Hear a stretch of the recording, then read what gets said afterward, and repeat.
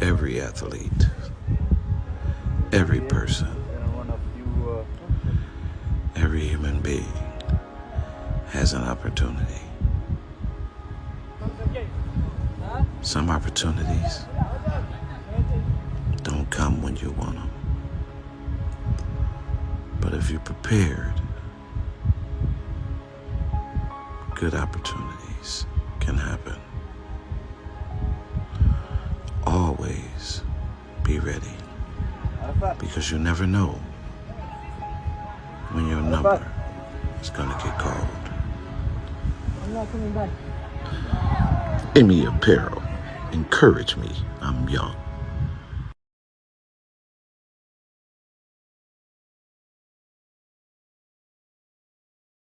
Calvin T. Mann, leading Emmy, served over 20,000 youth through speaking, coaching, and mentoring.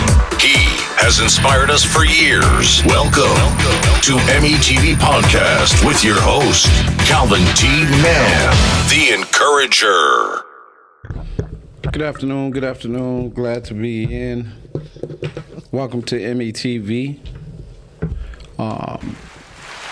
Put Your Family First podcast. I'm gonna really kick this off like we're waiting on Mona to get in, and we're gonna kick this off with, y'all might wanna, for all you people out there, right, that likes to do research, for all you, please do yourself a favor and go read Project 2025. While you're being distracted by all the court dates and everything, you need to read Project 2025. I cannot tell you. You need to see it for yourself. And if you're if you're emotional and be like, my vote don't count and all that ignorant stuff, hey, you got to come up out of that. So make sure you take the time to read Project 2025. Reading is life. Read. So, again, good afternoon, Monique. Hey, good afternoon. Mm-hmm. And Heather. How are you guys doing today? Great. Oh, good. Good. I think we're gonna have a show today. Right.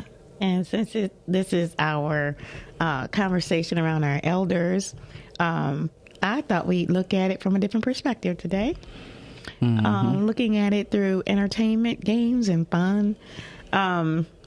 I got a list of it's 64 of the top games for seniors and elders, but that could be fun for everybody.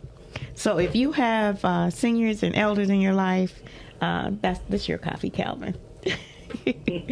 I think knowing some of the games that might be fun to learn because they may already be skilled in those games, but also having some games in mind when you go spend time with them.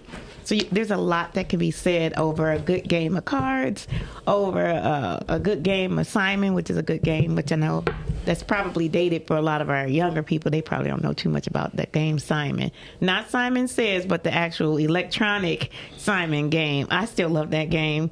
You can only get so far, so many rounds with that Simon game. So for those of you who might be a little younger than the game itself, it's a game that it's like a copycat game.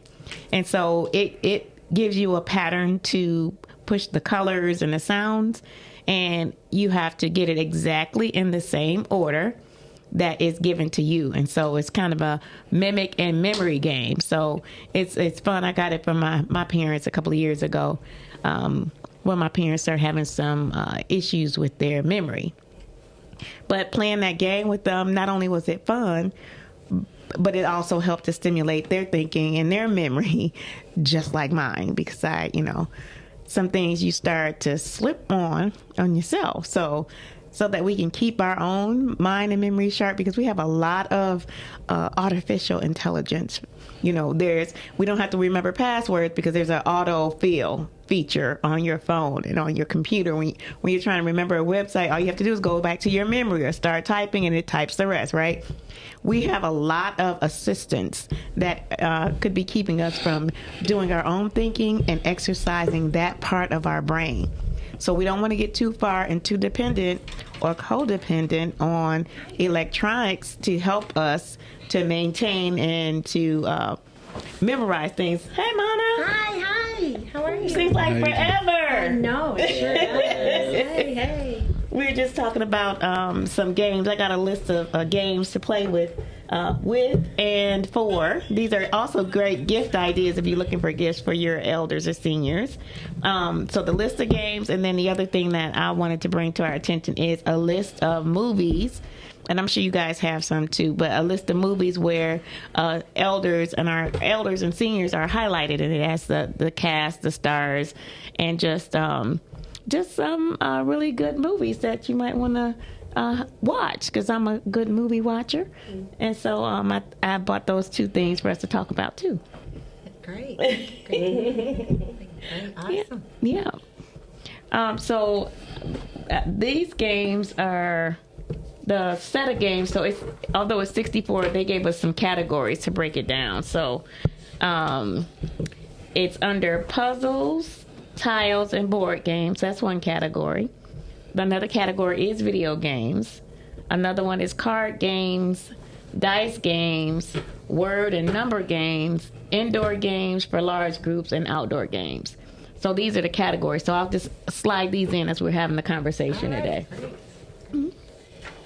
Mona, you got something for us today? So I'm going to talk today a little bit about services that are provided for seniors. Okay. And I want us to have an understanding of the different types of housing for seniors that's out there, as well as services that are out there. Okay, great. So, as we know, as seniors get older, they live at home and they want to stay at home. And to provide home, it's best to keep them at home if you can, or if you can afford it, or if you have people to care for them at home. They do really well in their own home if their home is safe. Mm-hmm. So first of all, some of the, you have to make the home safe so they can live there and be able to get around well in the home. Meaning that they probably have to have accessibility. Mm-hmm. Meaning that they may have to have bars in the bathroom, ADA equipment, so that there's easy to get on and off the toilet, easy to get in and out of the shower, things that are accessible for them to walk around the home. If the home is not accessible, then the home has to be made accessible, and that can be a cost factor. Yes, for sure. That costs a lot of people a lot of money to be able to make their homes accessible. Yes. If you're looking to have somebody come into the home to do care, it could be anywhere up to $30 an hour. Okay. So it depends, but there is, through Medicaid, there's a Medicaid waiver that pays for people to come into the home to provide services in the home that you can apply for. But if you're not on Medicaid, then that's another problem in itself. Okay. So that's Medicaid, not Medicare. Yes, and the Medicaid, please. The difference between Medicaid and Medicaid is if you're indigent or you have a low income, you can apply for Medicaid, and Medicaid will pay for medical care. They'll pay for time in a long-term care facility. They'll pay for your briefs, your medications. It's usually if you have $2,000 or less in assets. Okay. You are allowed one car and one home in the state of Michigan. Any other assets you're not allowed. Okay, that would include like stocks. What about life insurance policy? Life insurance, they do allow you to have a life insurance policy. They do allow that, and they do allow you to have a prepaid funeral. So if you have a funeral that's planned already, if a child has, they will still allow you to be on Medicaid. Okay, good. That's good information. And Medicare is something that's an entitlement. We're all entitled to Medicare because we pay into it. Every month every check, we start paying into Medicare as we're a younger adult. And and they say in the future is that you hear all the time there's not going to be Social Security, there's not going to be Medicare. But we've all paid into that. So that's an entitlement, but Medicare pays, it's our benefit when we're older after 62 or 65 if we choose it then to pay, and it's usually our primary insurance. And you can use HAP or you can use Blue Cross as the primary, but usually in most cases you're better off to have Medicare as your primary insurance because Medicare will actually pay more than some of the HAP or it'll pay more of the co-pays and things. And then it's accepted everywhere. So Medicare is an entitlement. But if you're in a skilled setting, Medicare will only pay for 21 days. It could pay up to 100 depending on the diagnosis. Oh, wait a minute. Go back to the 21 day. So the 21 days is if somebody's had a stroke or they've had a condition and they have to go to the hospital, and once they leave the hospital, then they have to go into a skilled setting. That means a nursing home or a rehab center. Okay. They usually keep them for about 21 days. So regardless of their progress? It's all depends on their progress. If they're making a lot of progress, they could keep them longer. Okay. If they're not making progress and they baseline, then they can discharge them. And then that becomes another problem in itself because once they're discharged, they either have to go home or they have to go find another placement, which means in that time they could, if they're Medicaid eligible and they can apply for Medicaid, then they could stay in a nursing center or a rehab center, or they would have to go to assisted living or go back home or a group home. Okay. So, and that's what I was going to explain the different levels. So, as we said, a nursing home is a home that's actually skilled. A skilled nursing home they have physical therapy, occupational therapy, speech therapy, and people go there to rehab rehabilitation. And once they're there the 21 days is up, physical therapy, they will have a conference and they'll discuss how well the person's doing. Sometimes they'll extend the Medicare and they can stay longer in the skilled center, but in most of the time they have to be discharged. Unless they have Medicaid and there's a Medicaid bed available. If there's a Medicaid bed available, they can stay in the center indefinitely if there is a bed available. Oh, okay. So that's the difference. It provides 24 hours of care, 3 days, every day of the week. There's nurses around the clock. It's all monitored by an administrator, a director of nursing. There's a whole staff of people that monitor it, and there's a doctor, and it's all ran by nurses. And there's also aides, CNAs, they call them, certified nursing assistants. They don't hire anybody that's not been trained in the skilled nursing home. Awesome. What can you talk about so you talked about some of the benefits. What are some of the challenges? Challenges are that for the resident, they feel like that they're just there forever. The families feel neglectful that wow, I should have taken care of my mom and not brought her to a skilled nursing home or not brought her to a nursing home. It's the taboo word, you put your parent in a nursing home. Or you put them in, you've left them there to die. And then some people do. Some people don't come back and see their parents. They have a hard time dealing with it. They have a hard time dealing with seeing their parent the way they are.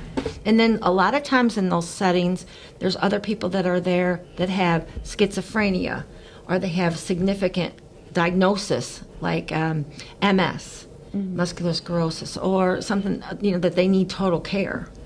And those are nursing homes or places that they can go to live, and they're not all bad. I mean, there's some really good ones out there, and they're monitored by the state of Michigan. The state of Michigan, it's the most highly regulated industry in the country besides the atomic bombs.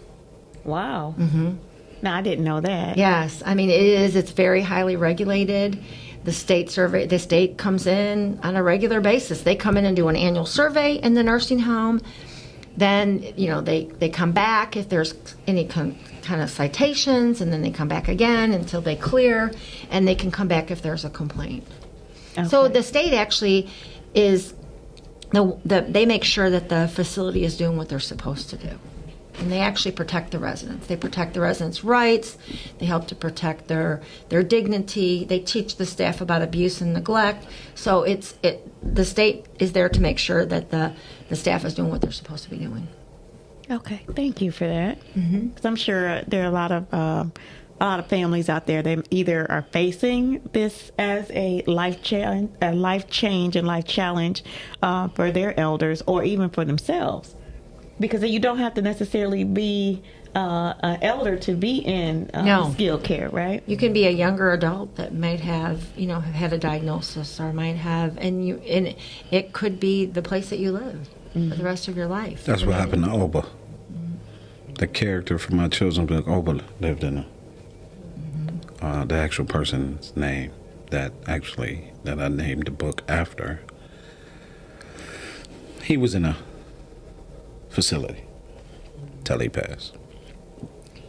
And it's so important that those facilities provide good quality of life in those centers. Make sure that the home is beautiful, well taken care of and clean, making sure there's great meals, making sure there's a lot of activities and programs and things for them to get involved in, so that they can, recreation is so important, not only for and to be able to individualize themselves and say, these are the things that I like, and these are the things that they have their own space, and that's their own area, and it's decorated the way they want it, and be able to express themselves, so that's, it's a part of their quality of life. Absolutely. That's really something important to keep in mind. So you were telling us about the different types of facility living. So an assisted living is different. An assisted living is they're providing assistance with your activities of daily living. Now they're not they are monitored by the state, but it is not as many rules and regulations as it is. It's a private pay. So there's not in the assisted living here in Michigan, Medicaid does not pay for assisted living in Michigan. Okay. There is a Medicaid waiver that some buildings have, but most facilities here in Michigan do not have, that will pay a percentage. Or if you're an assisted living and you're a veteran and you fill out for veterans payments, it could pay $1,200 to $1,400 a month for veterans. Or if you have long-term care insurance, it will reimburse the resident or the family for the long-term care insurance, for the payment. And assisted livings could range from $4,000 to $10,000 to $20,000 a month. Yes. So it can be very expensive, and you see them popping up everywhere. They're just in every corner. They're beautiful. They look like the Hotel Hilton. I mean, they're gorgeous. There's all kinds of. There's pools and hot tubs and billiard rooms and movie theaters and beauty shops, and there's all these beautiful things. Right. But at the end of the day, it's still about the care and making sure that the care gets done. And in assisted living, they're assisting. They don't have to be skilled like CNAs. They could be people that are trained to do the job, and they're called med techs and care partners, and they provide the care for the resident, and they assist them, because the resident still has to be able to transfer, be a 1 to 2 person assist. Meaning that, I do know that some assisted livings do offer Hoyer lifts. Do you know what a Hoyer lift is? It's a Hoyer that lifts people. But most of them do not, because that's more of a skilled setting. And when you get into that, it's very dangerous. So most assisted livings try to work towards having people that are 1 to 2 person assist. So it's easier to transfer them onto the wheelchair, into the shower, and that they're still doing stuff for themselves in a dignified manner. Whatever any skills that they have, you want them to maintain the skills that they have.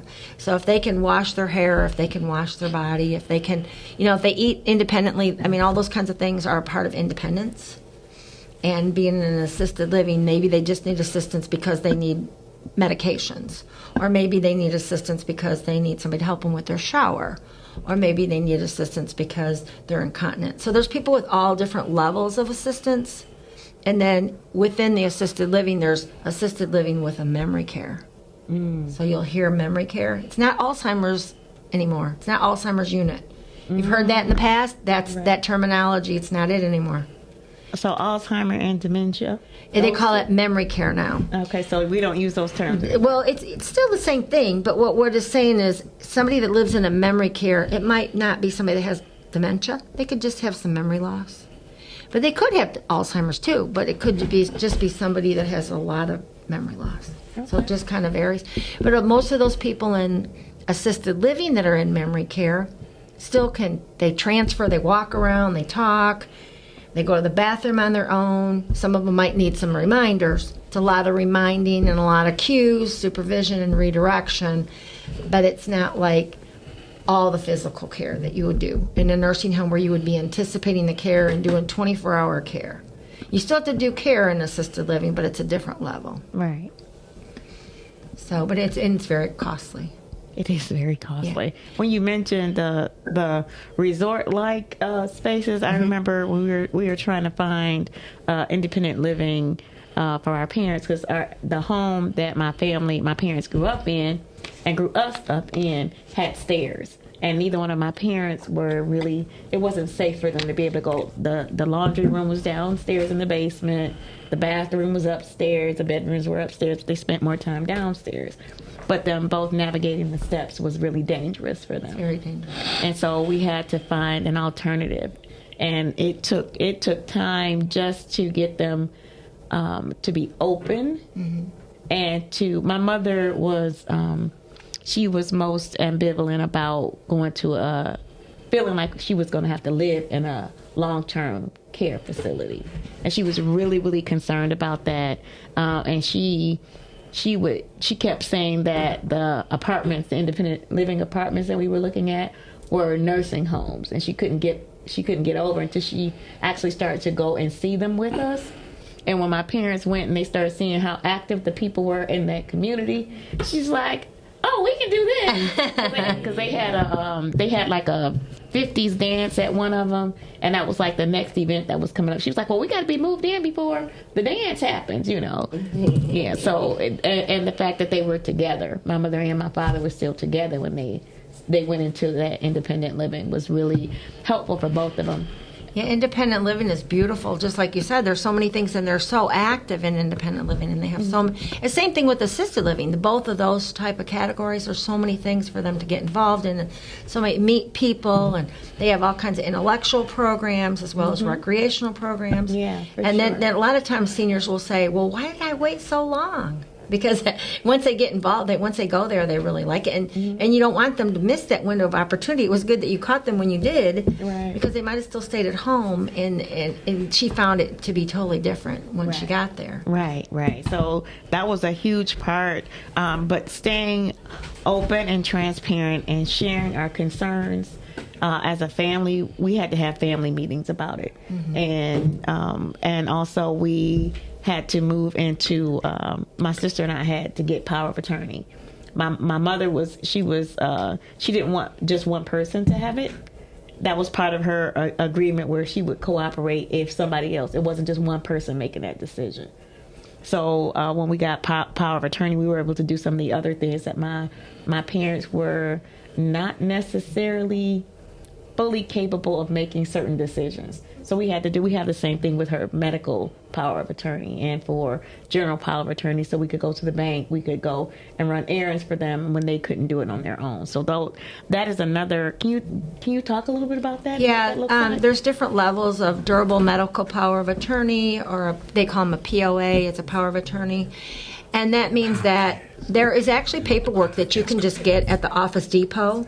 And you don't even have to do it with a lawyer, but you can do it. You can pull it up with a lawyer that says, I appoint Calvin to be my power of attorney. I appoint, Heather to be my durable power of attorney. Meaning that if something were to happen to me and I couldn't make my decisions, that you would make my decisions for me. And you can have one person be your financial, and the other one be your health, depending on, it can be one person to do it all. Right. Or it can be, you can have different family members that can be in charge of both. Yeah, I think that for those family members who have aging parents or relatives or family, you could be siblings, that you have some of this information up front, because I've had, since my family had gone through, I had probably a good 10 or 15 friends who were also in that position and didn't know what to do.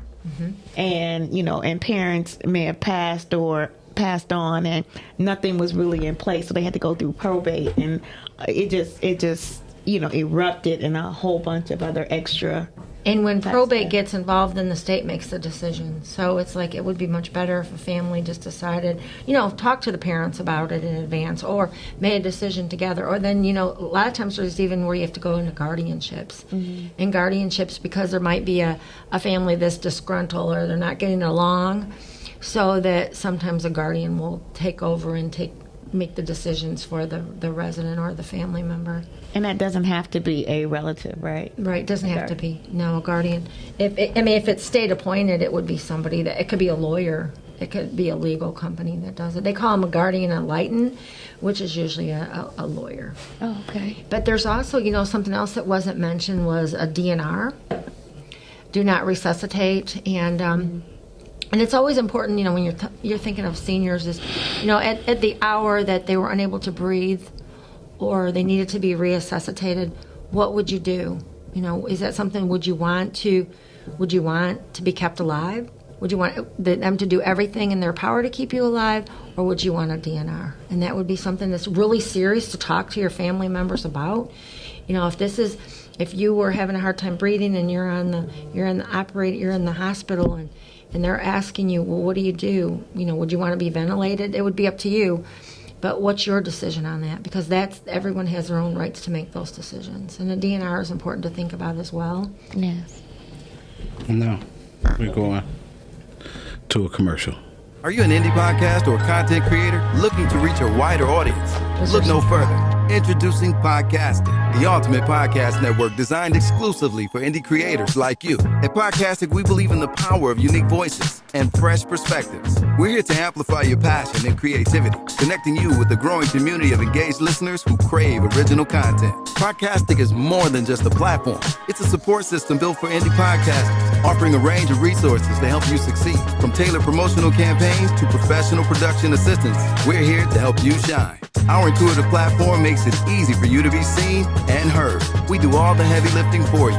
You just show up and create. Plus, with our advanced analytics, you'll gain valuable insights into your audience's preferences, allowing you to refine your content and grow your fan base. Ignite your passion, expand your reach, and thrive with podcasting. Visit our website at www.podcasticlife.com to get started. Podcastic, the home for indie podcasts and content creators.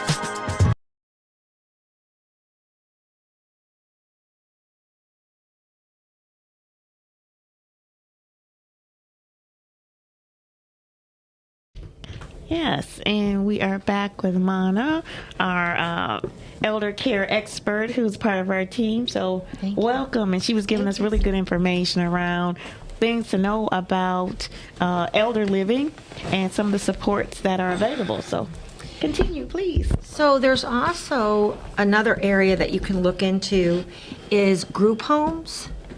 There's group homes that are out there. And there's some beautiful homes. They're privately owned homes that people own, and they're licensed by the state of Michigan. And usually there could be 6 to 12 residents that live in them. They're usually what they call an AFC home, adult foster care home. And many of them do accept Medicaid. So some of them are very beautiful. Some of them are lavish. Some of them are smaller. Some are smaller country homes. Some are big, beautiful homes. And they provide 3 meals a day. They provide activities, they provide transportation to go places, they provide a nurse that comes in, they provide home care. So those are more of a home care setting. And that varies according to income, and it varies according to the private owner and what they choose to charge. Okay. So there's different ones in different areas, and you can look into those.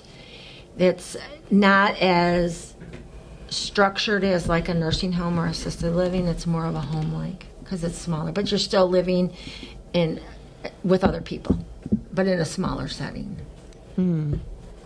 So I mean, that's another way to build relationships and continue to make sure that you have that social environment too, right? And they do take them out on outings, and they do a lot of they cook the meals together. Of course, there's somebody in charge of the home for security. There's like a security person at night, along with the caregivers, and a nurse would come in to monitor, and somebody to do the cooking and the cleaning and the laundry. And the families, they live together as a family. So, but they're also monitored by the state and the Department of Social Services. Oh, okay. Do they have the same? I know they're not the same exact kind of restrictions, but you talked about visits before and being regulated. They're still regulated. They would still be regulated by any of those type of things are regulated by the state of Michigan, and they're going to have AFC regulations, which is adult foster care, and the license would be anywhere from 6. I mean, you could have less than 6 residents live there, up to 12 to 15, depending on the size of the home. Oh, okay. So you can't. Do they have restrictions about how many people can be in a room? Yeah, they do, and it depends on the size of the room. Usually, in most cases, they do 1 to 2 people per room, depending on how big the rooms are. They used to have wards back in the day. They don't have wards anymore. Okay. Now it's usually a 1 to 2. Sometimes there'll be like a husband and wife, or two ladies or 2 gentlemen will share. Have 2 twin beds. If there's a home of 6, there probably would be 2 in each room. Okay. Depending on the size. Nice. Good information. Thank you. Well, it's heavily scrutinized, right? So it's they're coming in. I think a lot of people, when they start the process of looking at group homes and things like that, they don't have the information that you just shared, that this is a highly scrutinized, evaluated process. Closer to the atom bomb. Like, that's mind-blowing to know that you're going to always have to deal with somebody with the AFC and the seniors. Imagine if they took care of veterans that way. It would be better. It would be better. Yeah, the veterans, there's just not enough care for them. Right. It's pretty deep. It is. It is. Yeah. So do you have to use your veteran to get that Medicare and be... No, if you have the veterans payment, if you're in an assisted living, will help pay for your stay. Right. So, but you still would have veterans insurance. So you still have the medical insurance, but it would pay for your stay. So that does help. And you would still have the Medicare part, but you would have your veterans insurance. And that particular program, anything with veterans takes time. Oh, yes. It's not an immediate turnover. So I know we went through that, for my father was a vet. And it was a difference in some of the benefits based on a wartime vet and a peacetime vet. Right, and if you didn't go to battle, right, sometimes you're not allowed benefits. Right, it's really sad. But you're a part of the service, but yet you didn't. Yeah, they have even distinctions in the service. Distinctions, definitely. Like if somebody was a Vietnam and they just didn't go to war, or they didn't go to Vietnam, they might not be offered the benefits. That's terrible. It is, and it shouldn't be like that. Shouldn't be scrutinized like that, but it is. It is. I know, because my dad didn't get benefits because the wars that he was in, they didn't consider a war. Yeah, that's just sad. Right. They said it wasn't considered a war. It was considered something lesser of a war than. But it doesn't matter. He still served. He still served. It should be. What's fair is fair. If he served, he was in the military, he was part of it, he should be honored with those benefits. Right. Unfortunately, we're not to that point yet. Right. That's a whole. But why? I don't know. I don't know either. Because they have certain, like she said, they scrutinize the different battles or the different war. And what they deem is more worthy of those benefits, and that benefit extending to but your the way they spouse. treat them all, they make them all feel like they weren't worthy. Right. Yeah, for sure. That's terrible. Yeah, that's why we have to make sure that we keep sharing information. And that they're always honored. Everywhere. Yeah. Wherever we have a wall of valor. Yeah, because they got a everywhere. lifetime of memories. Right.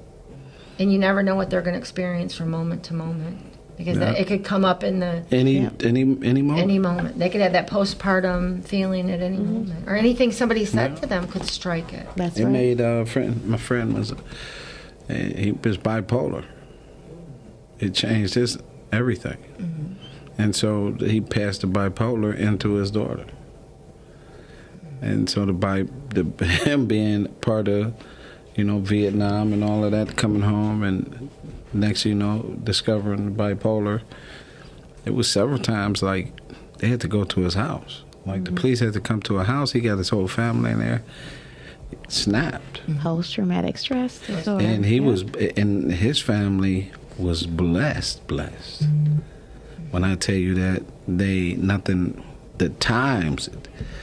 there were more than 20 times the police have been called where he had an episode. Oh, man. And they couldn't deal with it, I'm sure. No, I mean, and the wife, the kids, everybody, Then when the child got older, and it kicked in on her.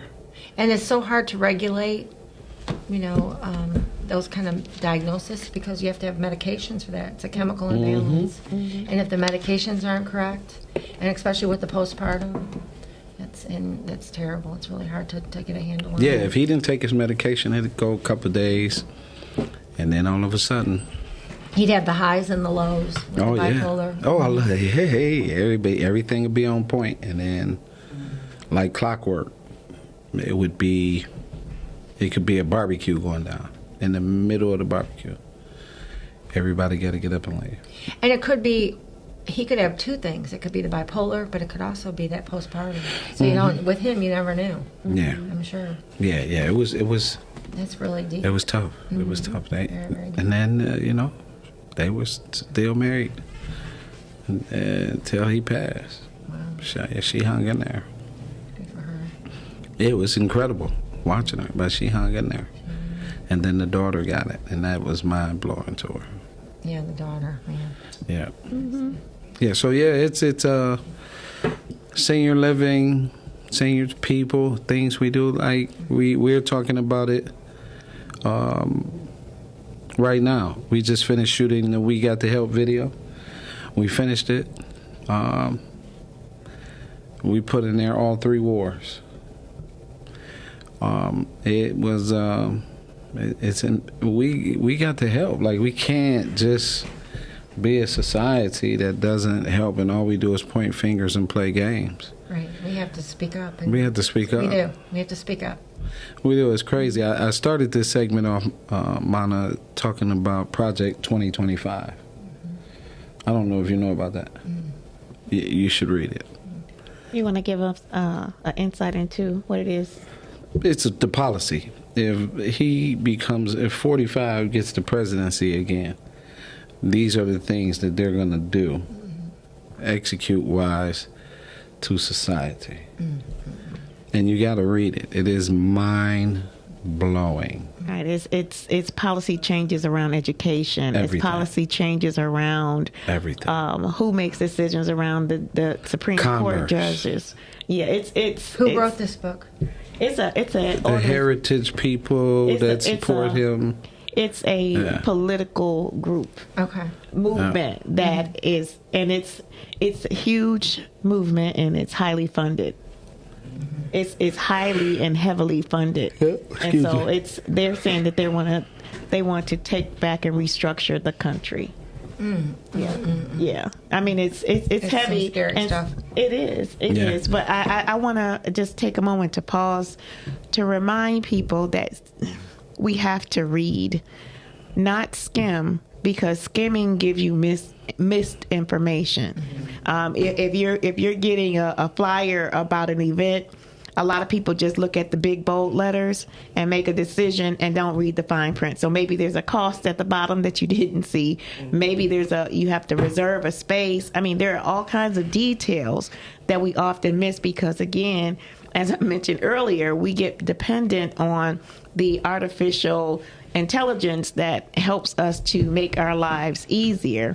But in making our lives easier, it takes away a lot of our own autonomy, that we're not doing some of the common things that would help us to stay clear of certain issues, right? So we have to be mindful that, especially things that are really important and things that say please read in total, read to the bottom. Like, we have to have those prompts now because often we don't know what we're signing. Mm-hmm. Even with the apps and things like that we're downloading, we're not reading all that information. And the people who have made that are counting on you not to read all that information in the fine print. So you might want to look at it, even if you decide to do it anyway, because some of the things that are in that fine print, if you don't read it, you don't know the things that you're signing off for. And for seniors, the print is small, and they can't see it, and they might not even see it, and they might not understand it. Right. So if you're with your parent, it's important that you help them So to go through it, to really, and I have a tendency to be in a hurry. And guess what? We're all in a hurry. The society's in such a hurry. We have to slow down a little bit. Yes, we do. We do have to slow down and have have a better understanding and read it clear and understand it even more. There's also more services that are out there that we should probably talk about. Like there's Meals on Wheels. And Meals on Wheels is a benefit that's free. And they have it in Detroit, Michigan. They have it all over in every city. And you can call the Area Agency on Aging. You can call Detroit Meals on Wheels. And they'll bring meals to your home. And they'll provide it. And they're good, cooked, healthy meals. I was going to ask about how do they taste. Now, I know there was, it's another one that, I can't think of the name of them. It's another. Well, there's Good Harvest. Good Harvest gives free food. It's another one like Meals on Wheels, but you get it in a box. Mother's, I can't think of the name of but my mom used to get Meals on Wheels. My mother-in-law. That's what my parents used to. Right there in Ferndale. It like gives you meals for a week. Oh, okay. And it's a program. You apply for it. And it can be taken out of your benefits. It's not something that comes out of your pocket. If you're coming out of the hospital or you're coming out of rehab, it gives you a whole box. I mean, and the meals are good. They have, I know because I actually tasted those. I wanted to know if they really were good. But I mean, they have a variety of meals. They have menus that you can select certain items from. But it comes to you all in one box. Everything you need is in that one box, and it's kind of a heat up, and eat. Yeah, sounds a lot like Meals on Wheels. My mother-in-law receives Meals on Wheels, and she'll get her little container, and it'll have her meal. She'll get juice, and she'll get a dessert, and she'll get fruit, and she'll get dessert, just all kinds of a roll. And they usually come to her house about 3 times a week, so they give her enough for the whole week. Okay. Each time they come, they bring. They bring for a couple days. Okay. Yeah. I think this one is. I want to say maybe it's once a week. I want Chef on Wheels when I get there. They do that. Right. They do that. Yeah. Meal preps. meal preps too. My husband does meal preps. Oh. Yeah. Andre does meal preps. Oh. He does. So then there's also, for senior citizens, there's also transportation out there. So you think that there's not transportation, but there is. There's the smart buses. Have you heard of the smart buses? And they'll take a wheelchair, and it's like $1. So it's very inexpensive. If you utilize a wheelchair van and you have Medicaid, oftentimes those are paid for if it's going to a dialysis appointment or if it's going to a doctor's appointment. But if not, it's private pay. It could be $70 to $170 an hour. Wow. So it depends on the insurance for a van. But a lot of times people use the smart buses. Right. There's a MetroLift will also MetroLift provide that. And I like that. One of the benefits also, I think, with Medicaid is that if like you mentioned, if it's specifically that you're going to a doctor's appointment, then they can arrange to have you picked up and returned back home, to your door. And they do it right to your door. And then if you're going to a facility, if you're in assisted living, or which some people have Medicaid if they're in assisted living, but they still pay. Maybe their family pays for their stay, but maybe they have Medicaid as a benefit. They'll bring them right inside and take them right to their apartment. And the same thing with the skilled nursing. So there is that benefit as well. And I noticed, so I used to work with Oak Street Health. Oh, yeah. I was a community manager, and one of the benefits that they offered was that personalized transportation. They would pick you up and go, pick you up from your home and take you as part of the services that they offer as a health provider. So she's saying it's for Oak Street or PACE or any type of program like that, you would have them.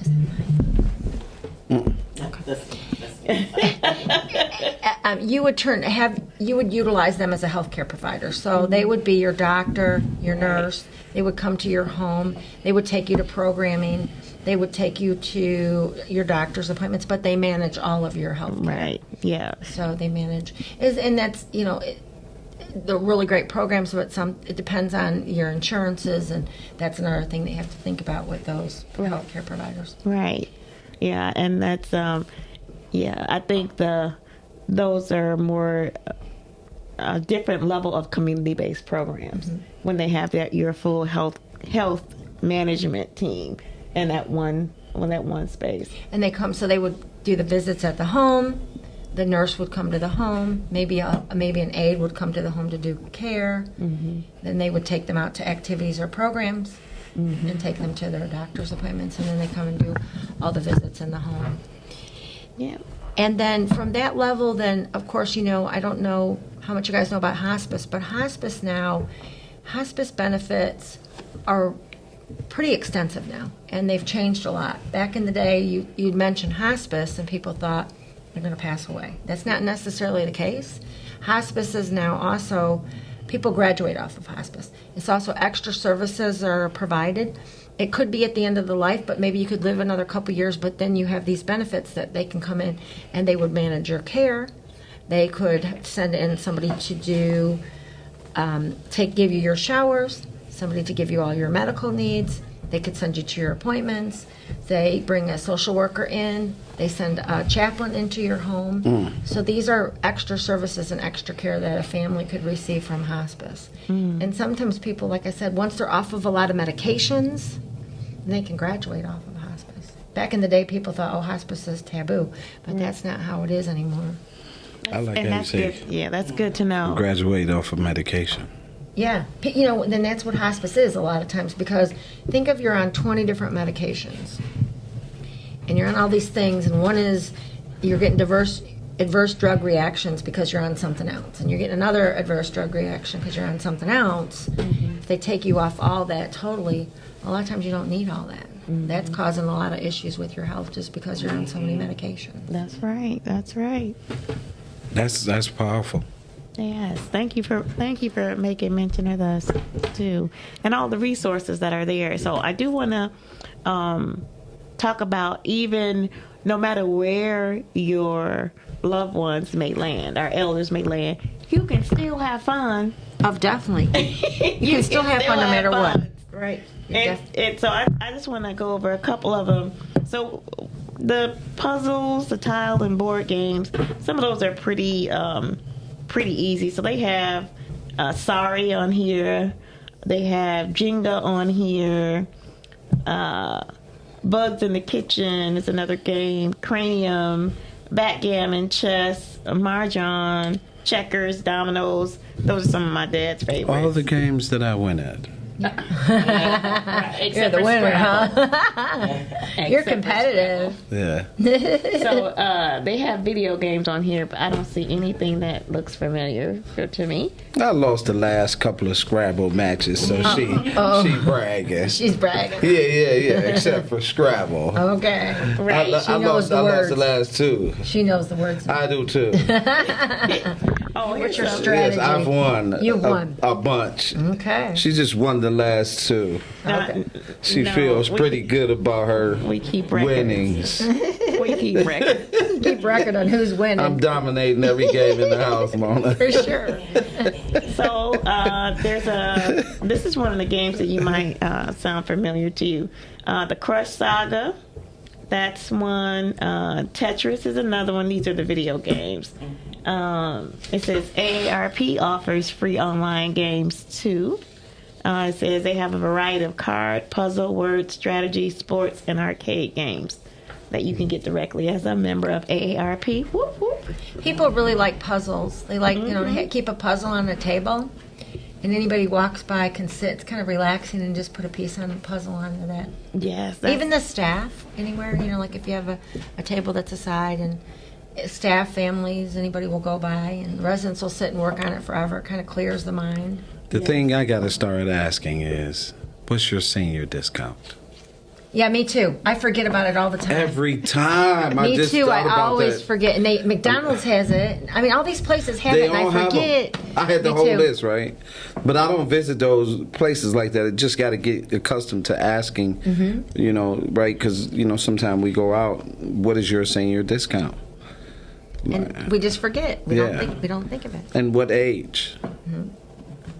Because I am a AARP guy now. Yeah. And then, it's really important to keep physically active. So, I mean, even sittercise or jazzercise, yoga, chair yoga, stretching. Those things are really important. And they have a good time with each other, doing it together. So. Yes. And dancing. Dancing. Mm-hmm. Yeah, that's my mom's one of her favorite pastimes is dancing. She and my dad used to dance went at a drop of a hat because they grew up like that. Mm-hmm. They grew up when they were raising us. My parents spent a lot of time dancing, going out and dancing. Mm-hmm. And then now, you think of music like you're hearing now music of the 80s, the 70s and 80s in places. Because back in the day, when I first started in the field, I was hearing people play 50s and 60s music. Those were the seniors. Right. But now, the seniors of now are 70s and 80s music. Wow. Yeah, so it's really changing. Well, we're there. Right. It's 80s music everywhere. 80s music. Yeah. Because it's love music. It's so much more better. I get it. It's so much. Our music was so much more better. Can you imagine them singers with that 90s, 2000 music? Shake what your mama gave you.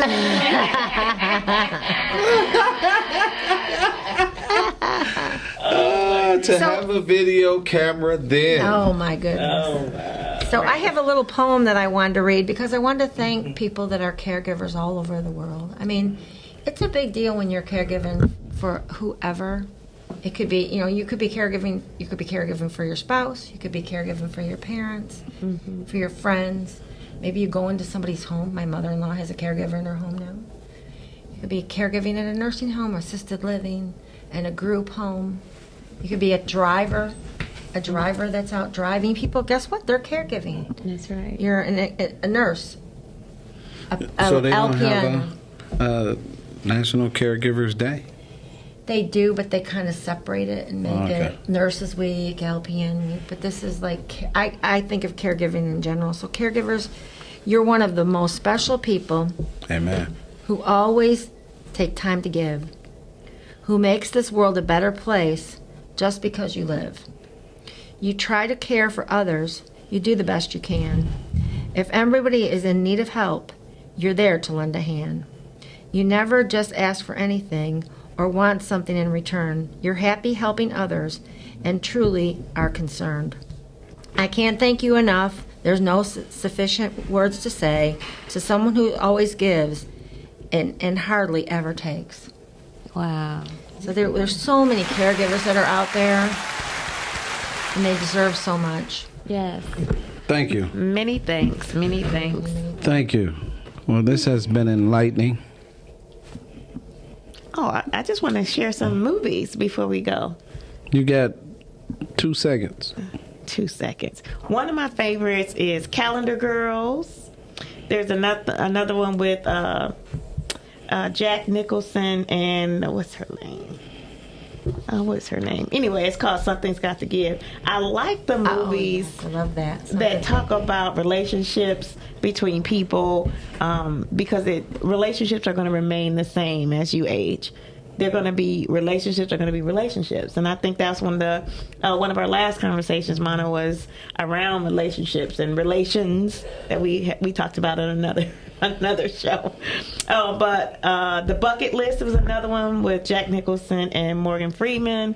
Another movie that I thought was really cool was it's called Reds. It was about the undercover. I don't want to call them assassins, but they were like a team of people. Senior citizens. Right. Another one. This is Fried Green Tomatoes. Okay. That's a great one. Yeah. That's a great one. So tell everybody where they can. You can reach me at Netflix. I'm just joking. You can reach me at yourinspiredjourney.com. That's yourinspired with a D, journey.com. You can reach me by phone at 313-759-7855 and call me so we can talk about some of the movies. I can give you a list of my favorite movies. Hi, you can reach me, Mana Hanson Hill, at 248-619-5874. You can reach me at kelvintman.com. This has been an enlightening conversation. Now I know for AFC homes are highly protected and senior living is highly protected. That was, again, mind-blowing. We understand that all our people are important, and so we have to do better in taking care of each other. As we will continue this series, it's always important for us to understand that our parents and our families and our aunts and our uncles, they need support and care too. As from a baby you come, it will be a baby you will return. I thank you for this time. My name is Calvin T. Mann. I'm the president and founder of Encourage Me I'm Young. You have been watching EMIY. We most definitely put families first. Peace. Thank you.